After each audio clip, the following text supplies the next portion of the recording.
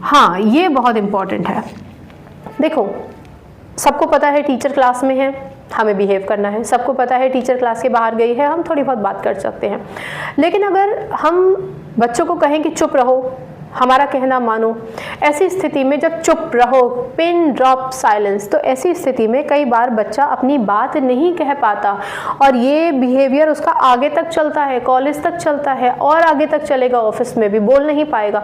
उसको मालूम ही नहीं है कि लोकतांत्रिक तरीके से हमें पढ़ाई कैसे करनी है। बहुत ज़्यादा आज्ञा मानने के बाद भी बच्चा करना चाह रहा है या नहीं करना चाह रहा है काम, सिर्फ मान लेने से समस्या समाधान हो जाएगा ऐसा नहीं है। कई बार अगर कुछ ठीक नहीं लगता है, स्पष्ट नहीं लगता है, तो उसको बोलना बहुत ज़्यादा ज़रूरी है। तो ये नकारात्मक प्रभाव में ये दे रखा है कि pin drop silence in the classroom, ठीक है ना, keep silence, it's not at all a good idea always. कभी कभी ठीक है, नहीं ऑलवेज नहीं, ठीक है ना। ऐसे ही हर वक्त आप ये सोचे, एक्सपेक्ट करें एक स्टूडेंट से कि हर वक्त ये मैं जो कह रही हूँ वो माने। तो अगर आपको ऐसा लगता है कि मेरी बात इसको ज़रूर माननी चाहिए, तो उस बात के साथ उसके जो फ़ायदे हैं वो बच्चे को गिनाइए। और अगर कई बार बच्चा एक आधी बार नहीं भी मानता है बात, तो उसको समझिए, उसकी काउंसलिंग कीजिए।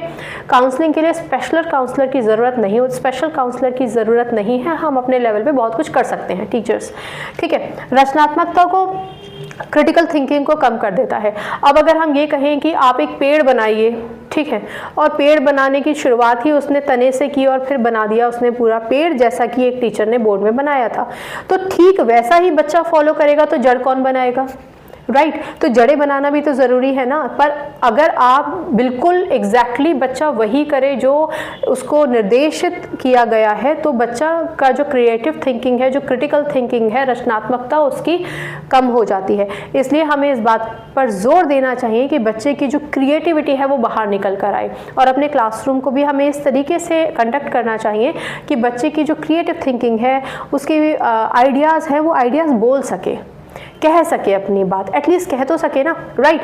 तो ये भी इस बात का एक नकारात्मक प्रभाव है हिडन करिकुलम का, कि अगर स्ट्रिक्टनेस बहुत ज़्यादा हो जाती है तो बच्चे की रचनात्मकता समाप्त हो जाती है। और बहुत ज़्यादा आज्ञाकारी अगर बच्चा हो जाता है, हर बात में जी जी जी जी करेगा और टीचर बड़ी खुश है, नहीं, थोड़ा सा सोचिए कि हो सकता है ये बच्चा अंदर अंदर नहीं करना चाह रहा एक पर्टिकुलर काम, प्रोजेक्ट, आर्ट वर्क या वॉट एवर जो भी आपने दिया है, तो उससे बात करना ज़रूरी है।